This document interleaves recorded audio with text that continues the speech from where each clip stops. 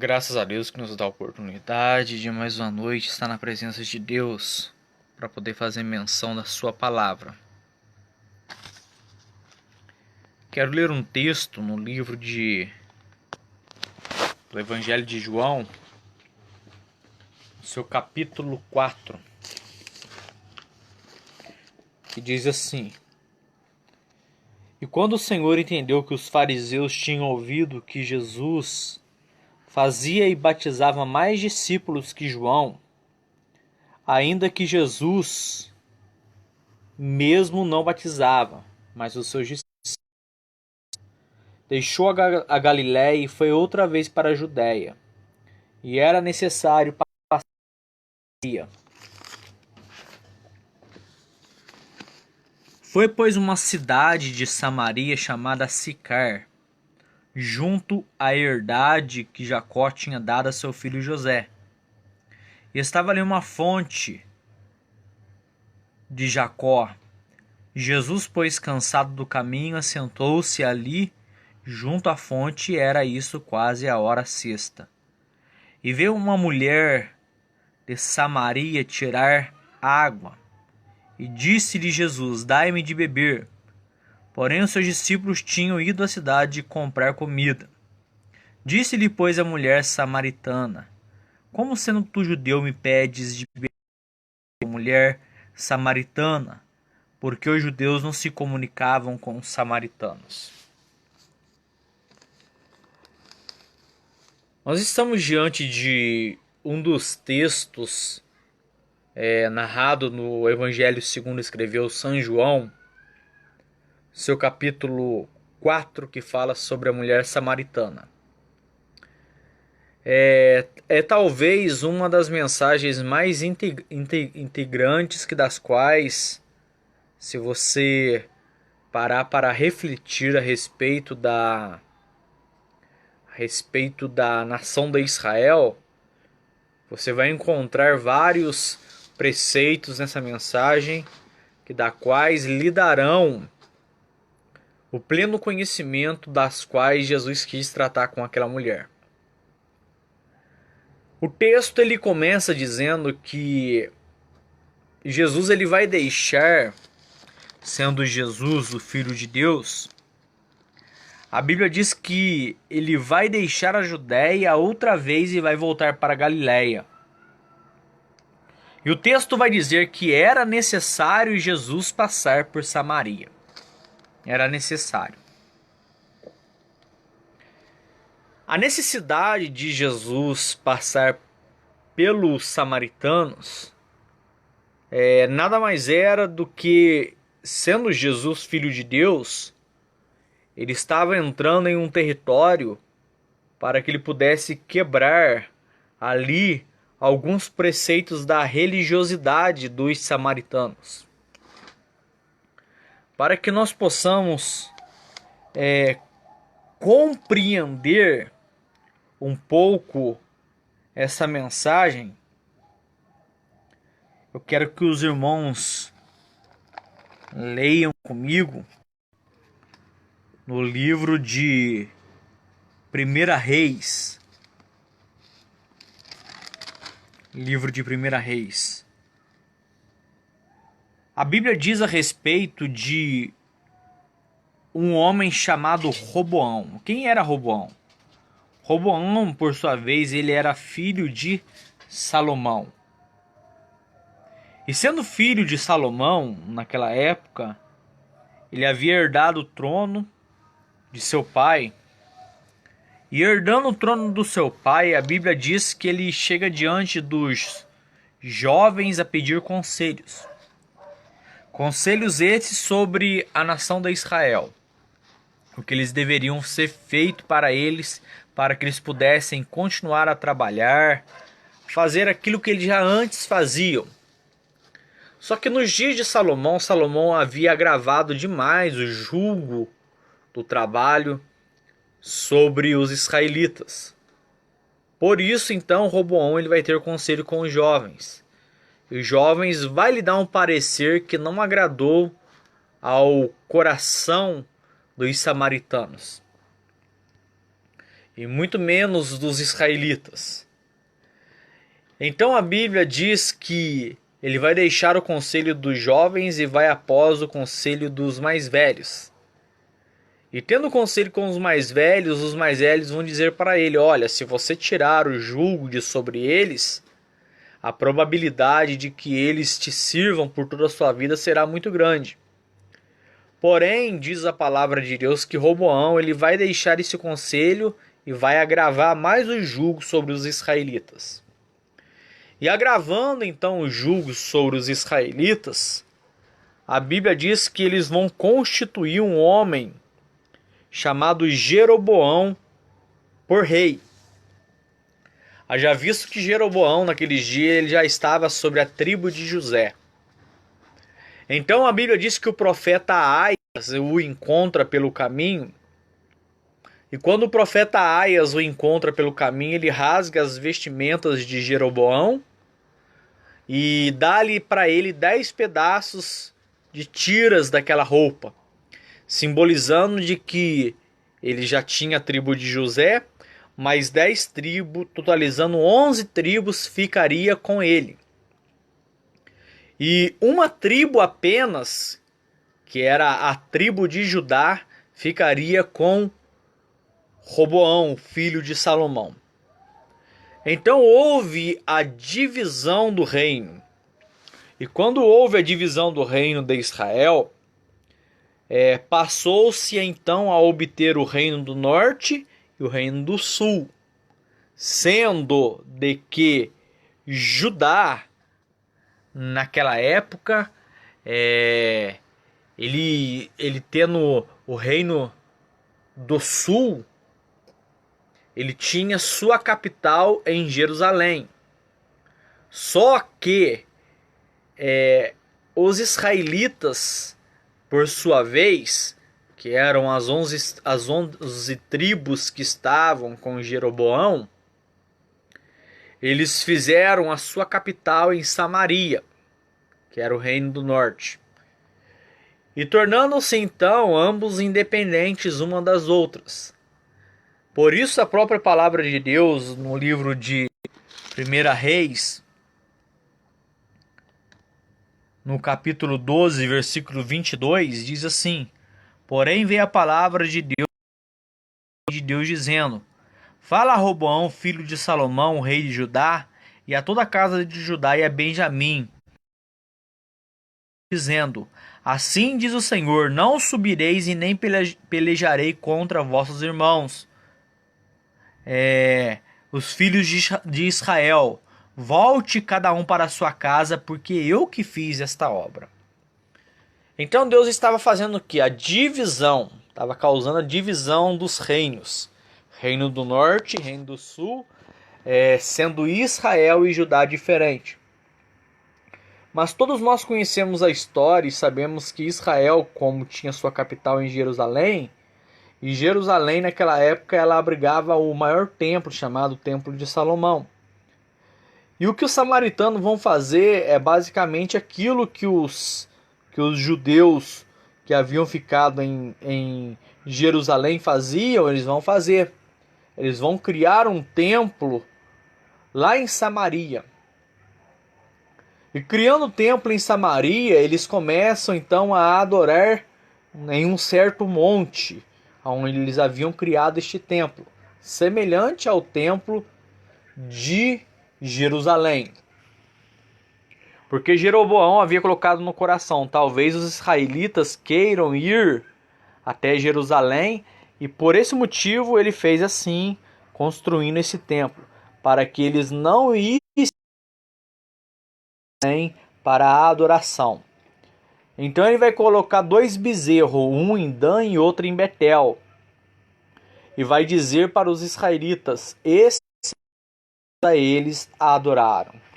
Então eles passam a adorar a esses deuses em Samaria. Então o texto que nós lemos no capítulo 4 diz assim: e era necessário passar por Samaria. Sendo necessário Jesus passar por Samaria para quebrar essa tradição. A Bíblia diz então que ele vai e se assenta junto ao poço de Jacó, que Jacó para o seu filho. E assentando ali, os seus discípulos irem à cidade comprar comida. E lá estavam agora, a Bíblia diz que Jesus tendo um diálogo com a mulher. Essa mulher saía em uma determinada hora do dia para buscar água. Então, sendo Jesus judeu, com a sua forma de vestimenta, com a sua forma de ser, a mulher vai perguntar para ele: como sendo tu judeu, falas a mim que sou uma mulher samaritana? Aí Jesus ele vai replicar para ela, dizendo para ela: se tu soubesses quem fala contigo, tu lhe pedirias águas e eu lhe daria a água que salta para a vida eterna. Aí ela vai dizer para Jesus: vejo que tu és um profeta. Aí Jesus ele começa então a dialogar com ela e fala para ela: vai, chama teu marido e venha cá. Ela vai dizer: eu não tenho marido. Aí Jesus vai dizer: disseste bem e com verdade, porque tiveste e o que agora tens não é teu.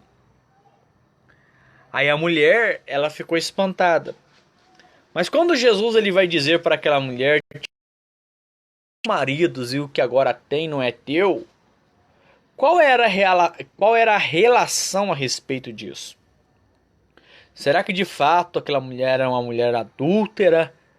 Ou se de fato Jesus queria quebrar uma tradição que havia sido imposta entre os israelitas e os samaritanos? Para que você possa compreender um pouco disso que eu estou vos falando, a Bíblia fala que Samaria ela compreendia principalmente todo o território ocupado pelas 10 tribos revoltadas. Samaria era uma praça forte semelhante a Jerusalém. Foi edificada por Onri sobre o monte de Samaria. Ela está situada a 50 quilômetros ao norte e conhecida pela idolatria que Acabe edificou lá um templo a Baal. Quem eram os samaritanos? Os samaritanos eram uma seita antiga entre os judeus. Quando as 10 tribos foram transportadas para o cativeiro na Síria, milhares de pobres ficaram na terra. E Sargon, rei da Síria, ele trouxe da Babilônia de Cuta e de Ava, de Amate, de Serfavaim, para colonizar o país.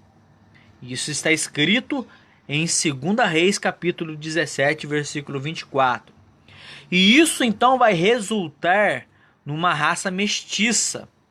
Esdras, capítulo 4, versículo 9 e 10. E assim houve grande conflito entre o povo e os judeus ortodoxos, que tinha sua capital em Jerusalém.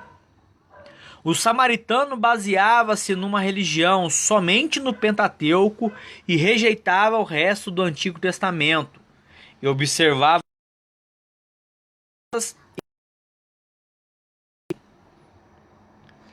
essa basicamente era o que o samaritano fazia.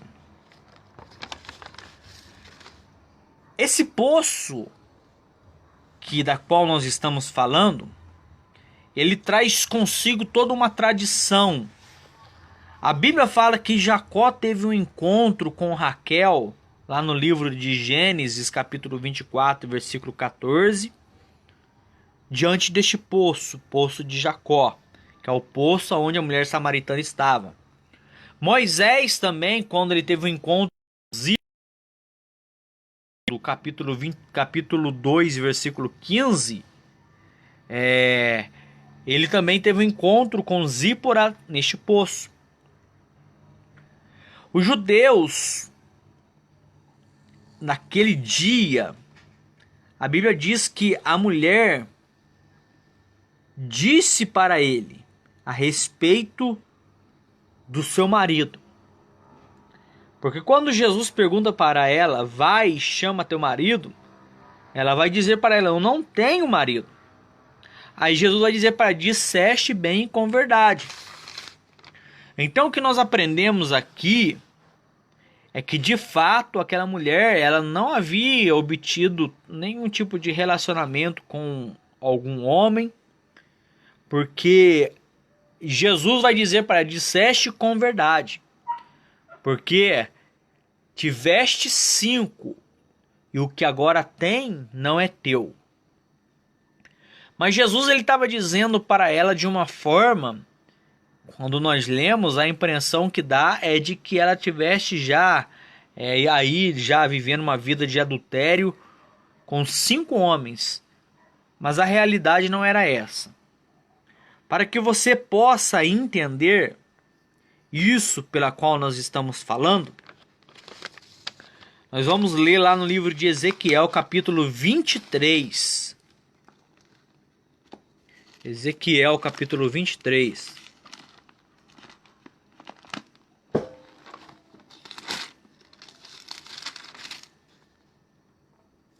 Capítulo 23, versículo 3 e 4.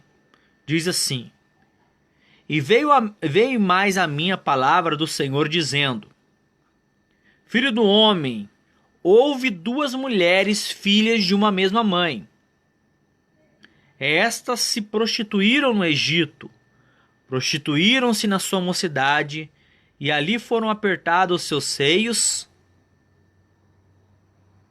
e ali foram apalpado a sua virgindade. O nome delas eram Aolá, a mais velha, e Aoliba, a sua irmã. E foram minhas e tiveram filhos e filhas. E quanto aos seus nomes, Samaria é a Aloá, e Jerusalém é a Olibá. Pai do Senhor, mano, Deus abençoe. Então a Bíblia diz claramente aqui no livro de Ezequiel, capítulo 23, de que o nome daquelas que haviam se prostituído naqueles dias, das 2, que era uma praça forte, que era Samaria, ela se chamava Aaloá. E a outra praça, que era mais forte, que era Jerusalém, era a... Prostituindo-se, elas fizeram coisas que não agradou ao coração de Deus.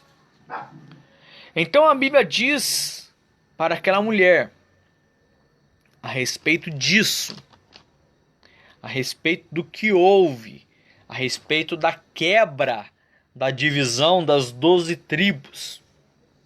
Por isso que a Bíblia vai fazer o relato de Jesus estar passando em Samaria, no capítulo 4 do Evangelho segundo escreveu São João. A Bíblia vai dizer assim: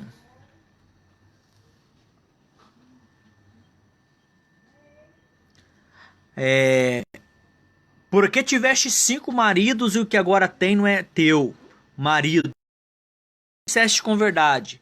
Disse-lhe Senhor, vejo que és profeta. Aí ela vai dizer assim: nossos pais adoraram neste monte, e vós dizeis que é em Jerusalém o lugar onde se deve adorar.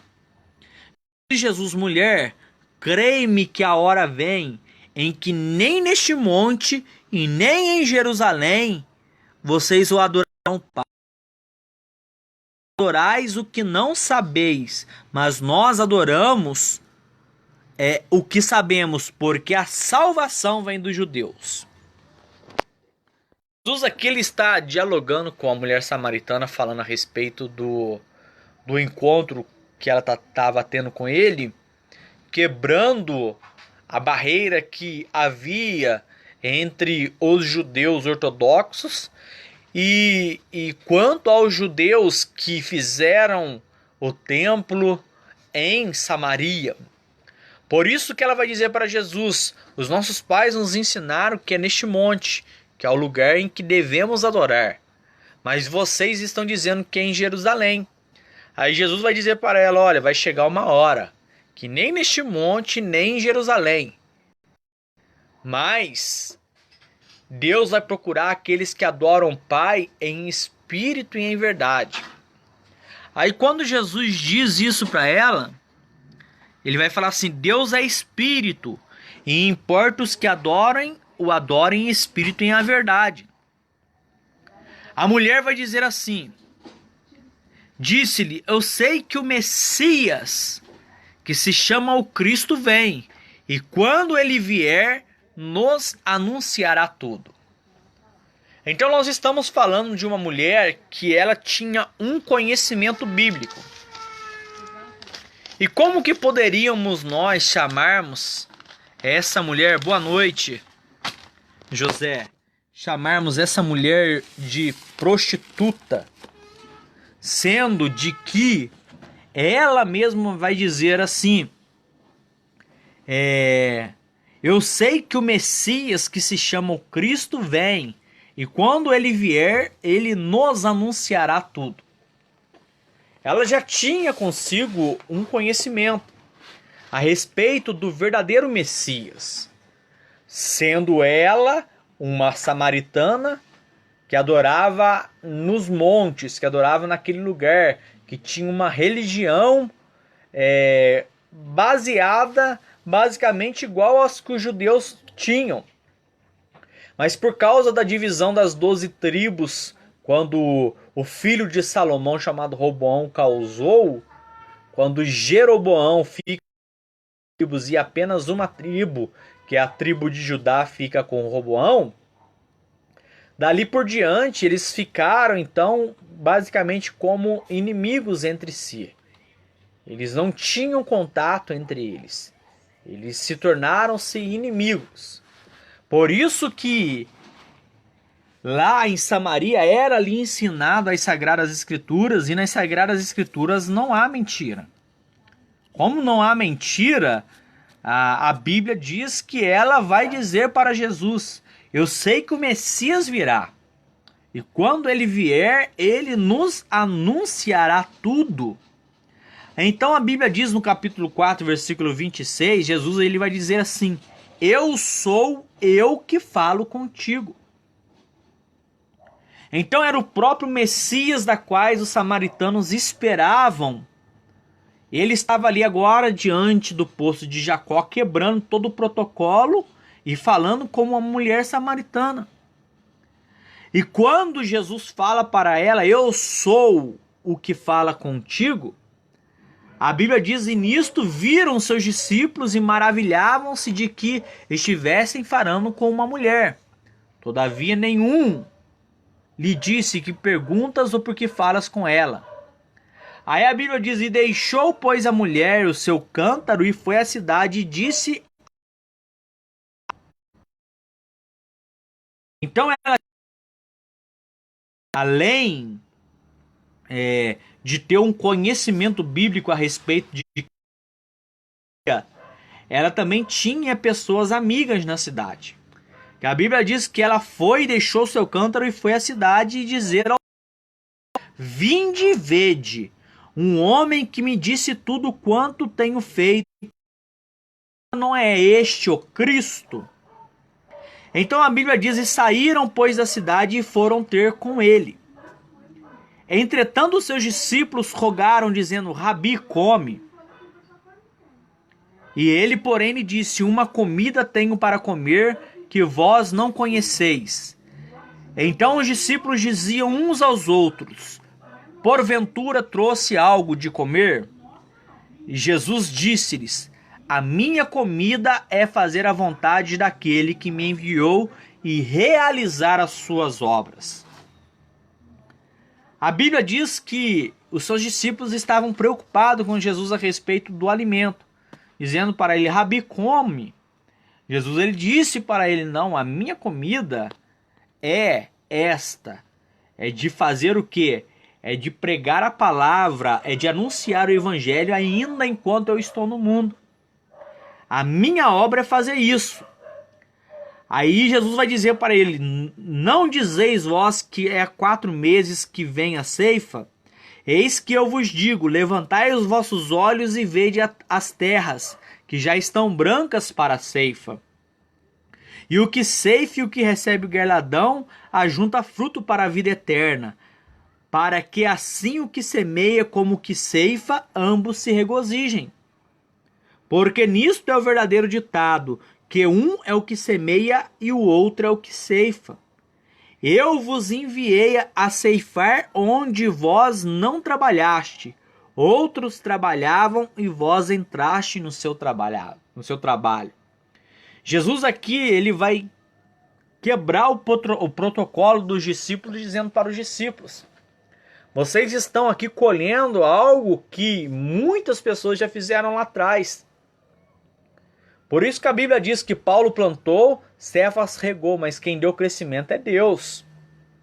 Então ninguém tem de se gloriar a respeito do evangelho por alguma causa de que está sendo realizado. Porque a verdade é de que alguns viram antes de nós e plantaram. Outros vieram, regaram, mas quem vai dar o crescimento é Deus, não é o homem que dá crescimento na obra, e sim Deus. E se a obra for de homem, com o tempo ela vai se desfazer. Mas se ela for de Deus, ela prospera. Então, o capítulo 4, versículo 39 diz assim: e muitos dos samaritanos daquela cidade creram nele. Pela palavra da mulher, testificou e disse-me tudo quanto tenho feito. Com ele, os samaritanos rogaram-lhe que ficasse com eles, e ficou ali 2 dias. O texto do capítulo 4 você vai ver que havia uma divisão entre samaritanos e judeus. Depois de que aquela mulher foi usada para testificar em Samaria a respeito de Jesus,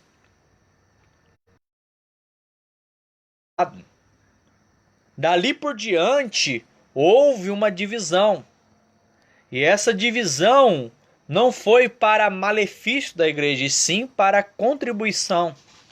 Por quê? Porque os samaritanos disseram assim: alguns passaram a crer em Jesus pelo que a mulher havia dito. Mas quando a mulher foi e disse a respeito de Jesus em Samaria, eles foram ver se de fato ele era o Messias. E quando eles viram que era de fato Jesus era o Messias, a Bíblia diz que eles vão rogar a Jesus para que Jesus pudesse ficar com eles. E Jesus então ele vai ficar com eles mais 2 dias. E o capítulo 4, versículo 40, muito mais creram nele por causa da sua palavra.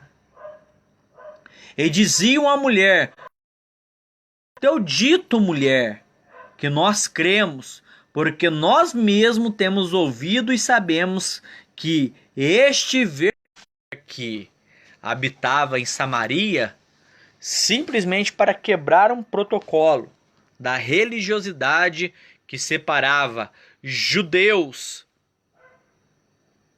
ortodoxos e os judeus que habitavam em Samaria. Mas se você for ler as Sagradas Escrituras no livro de 1 Reis, a partir do capítulo 13, você vai ver que ali eram as 12 tribos, ou seja, os 12 filhos de Jacó. Sendo as 12 tribos, eles eram irmãos. E por serem irmãos, Jesus então ele vai entrar com essa mensagem aos samaritanos a respeito das 5 mulheres que supostamente aquela mulher havia tido. Por que que Jesus ele vai falar a respeito das 5 mulheres que ela havia tido? Foi porque, como eu já havia dito para os irmãos, lá no livro de 2 Reis, capítulo 17, versículo 24, quando Sargon ele escraviza o povo judeu, ele vai levar para lá uma raça de pessoas que não era judeu. E eles então começam a se relacionar entre eles. E eles adoravam a outros deuses. Por exemplo, a Bíblia diz que os deuses da Babilônia adoravam a Sucote-Benote. Sucote-Benote era uma deusa da sensualidade da Babilônia, que tinha por título Confusão. Era uma deusa Sucote que chamava-se a deusa que se operava em tendas. Ela trabalhava na esfera da perversão sexual, em todos os aspectos no que tange a perversão sexual. Esta era uma dos maridos que foram levados para Samaria. A Bíblia diz que da Babilônia eles levaram a Sucote-Benote. Era um dos maridos. O outro marido, que era o de Cuta, eles fizeram para si a Nergal. Nergal significa o grande homem, Deus do abismo. Lá em Apocalipse capítulo 11, ele é chamado por Apolion, o destruidor. Ele trabalha na esfera dentro das igrejas, na área da murmuração, fofoca. E a Bíblia faz correlação ao anjo do abismo como a morada dos mortos na terra. Esse era o segundo marido espiritual que havia sido trazido para Samaria. O terceiro era de Amate, que eles fizeram a Ázima. Ázera era uma deusa do ocultismo, da adivinhação. Ela era uma feiticeira, ou Pitom. Por isso que você vai encontrar lá no livro de 1 Samuel, no capítulo 15, versículo 23, falando que o pecado da rebelião, ela é semelhante ao de feitiçaria. E a Bíblia diz que num cenário muito obscuro, na época em que Saul ele vai consultar a pitonista de Edor, que era a Pitom de Edor, era o deus que havia sido trazido para Samaria, chamado Amate. O quarto era o deus chamado Aveus, Nisbás e Tartarque, chamado falso profeta, considerado como preso em cadeias. E o quinto marido que Jesus está falando a respeito da mulher samaritana chamava os Serfavitas. Os Serfavitas eram o mesmo deus de Adrameleque e Ameleque. Ele fala de Mamon, ou seja, o deus cujo aspecto é a área financeira. Esses são 5 deuses ou 5 maridos das quais Jesus está tratando com o samaritano. Mas Jesus ele vai dizer assim para ela: tiveste 5, mas o que agora tens não é teu. Por que Jesus está dizendo para ela que agora o que ela tem não era dela? Porque Jesus mais abaixo ele vai dizer assim: porque a salvação vem dos judeus. Porque ela fez uma pergunta para Jesus dizendo: os nossos pais nos ensinaram que devemos orar no monte, e vocês dizem que é em Jerusalém. Aí Jesus vai dizer: vai chegar o momento em que os verdadeiros adoradores adorarão o Pai em espírito e em verdade. Não será nem no monte, nem em Jerusalém. Então a probabilidade de que Jesus ele vai dizer assim para ela: tiveste 5 e agora o que tens não é teu. Jesus estava falando de fato do verdadeiro Deus de Israel, do verdadeiro Deus que os samaritanos deveriam adorar.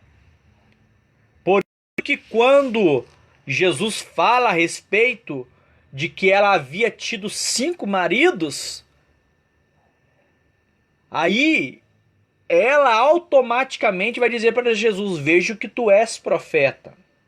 Por quê? Porque ele está revelando a vida da mulher samaritana.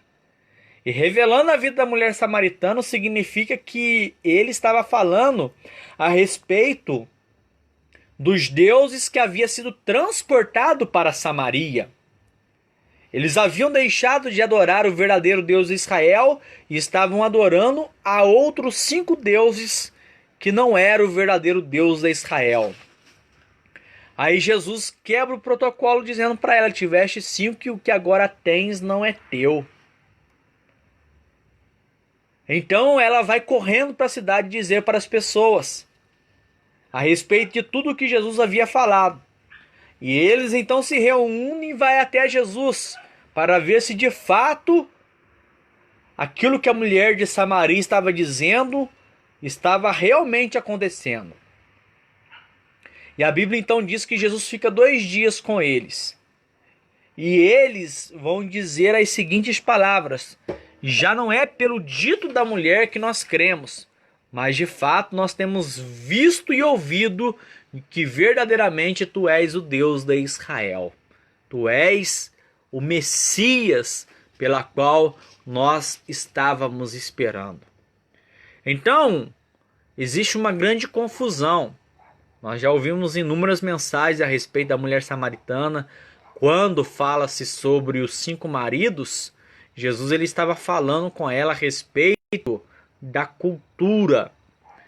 Estava falando a respeito do que os samaritanos haviam feito quando houve a divisão das 12 tribos.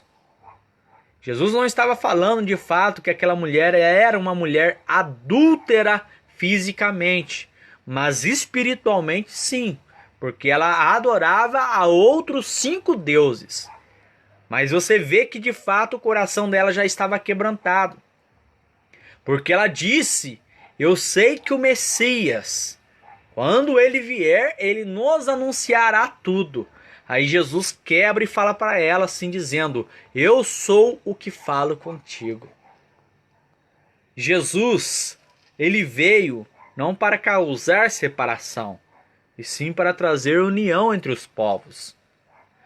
E nos dias em que nós estamos vivendo,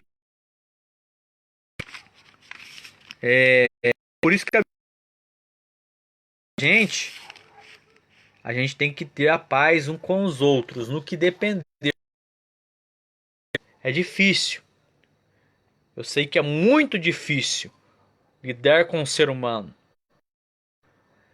Mas o que importa é aquilo que você tem dentro de si, não aquilo que você pode tentar demonstrar aparentemente. Porque Jesus, quando ele olha para o homem, ele não olha para o seu exterior, mas sim para o seu interior, o que passa dentro do coração do homem. Então, Jesus ele quebrou o protocolo dizendo para ela: tiveste 5, que agora tens não é teu.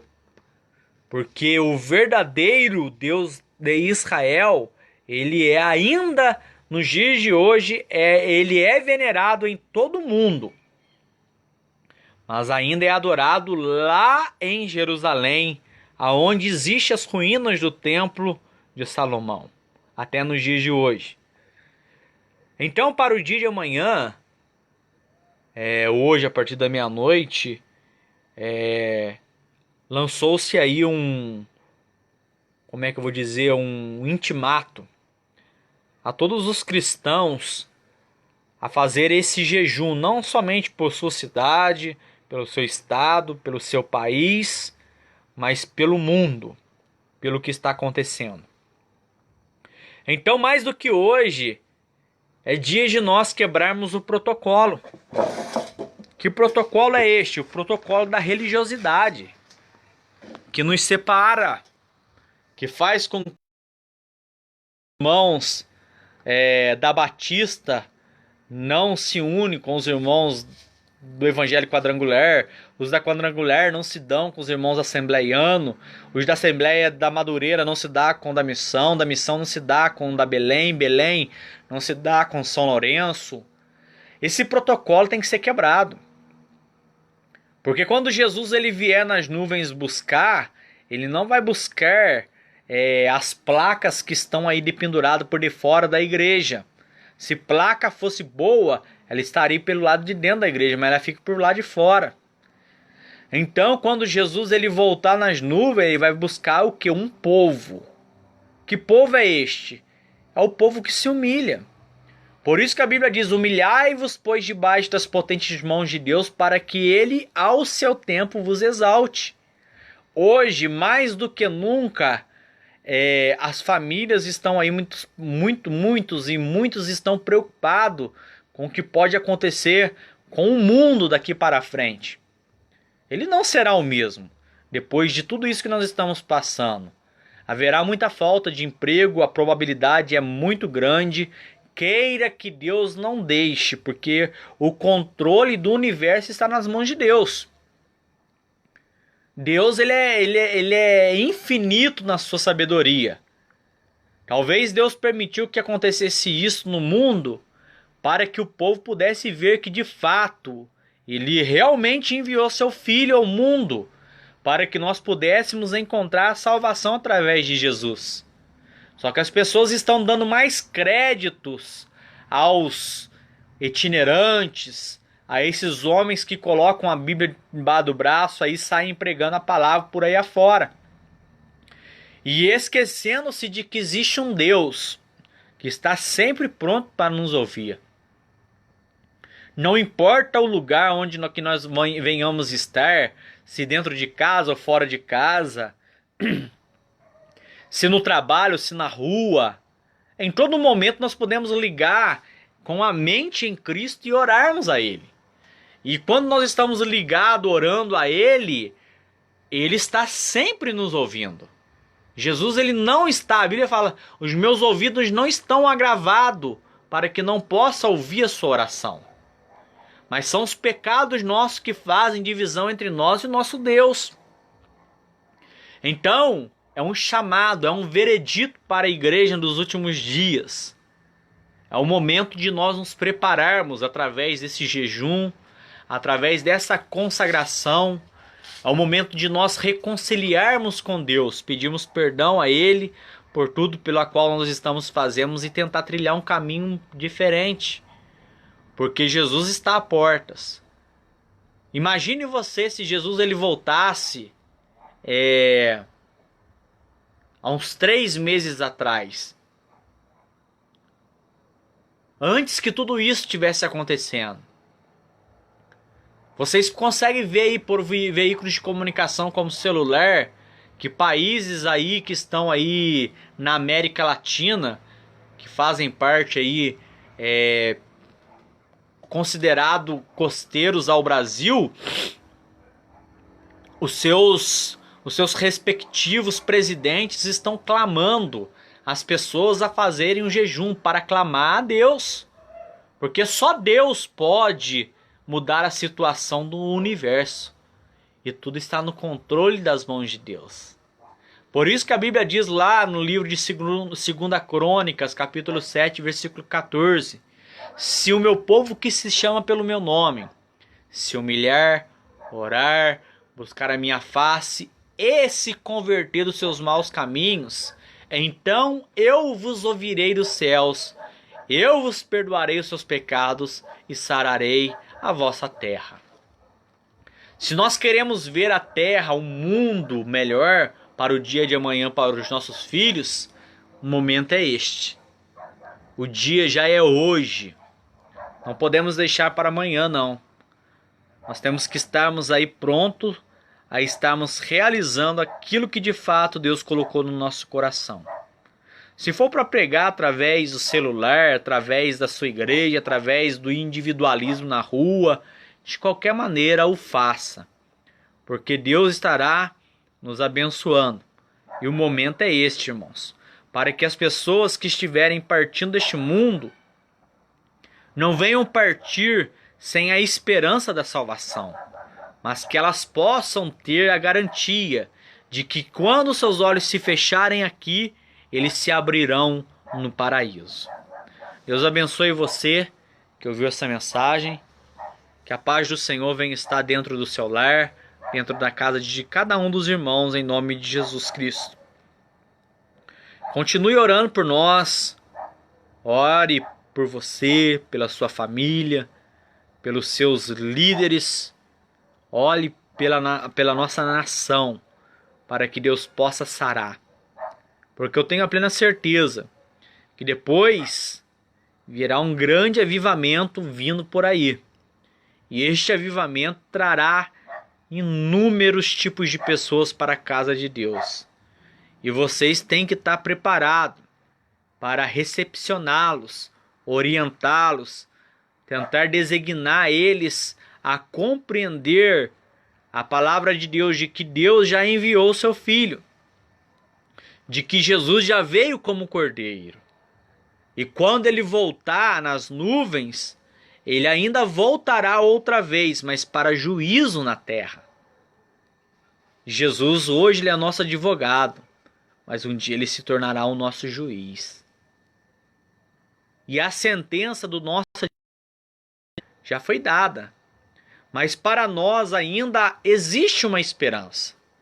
Por isso que a Bíblia diz lá no livro de Jó que há esperança para uma árvore cortada, porque ao cheiro das águas elas voltam a brotar. Então, amados em Cristo, sempre há uma esperança enquanto há vida. Enquanto nós temos o fôlego de vida, a esperança ela perdura. Então o momento é este. Eu convido todos os irmãos para que a partir de hoje, meia-noite, já estaremos entrando para o dia de amanhã, fazer um clamor, tire um tempinho para você orar a Deus, para você clamar a Deus em secreto. Entre no seu quarto, ninguém precisa saber. Faça a sua oração a Deus e clame a Deus para que Deus possa sarar a nossa terra. Porque eu tenho certeza, se nós clamarmos, as mãos de Deus estarão sobre as nossas vidas. Deus te abençoe e te dê uma boa noite, em nome de Jesus. Se possível for, compartilhe essa mensagem aí, para que as pessoas possam aprender mais um pouco da palavra de Deus, a respeito da cultura, da divisão que havia entre os judeus e os samaritanos, da verdadeira adoradora, não pecadora da mulher samaritana, que conseguiu levar a palavra para os seus irmãos samaritanos. E eles creram. E Jesus esteve com eles ainda 2 dias. E eles todos aceitaram as palavras de que Jesus pregou. Deus te abençoe e tenha uma boa noite em nome de Jesus.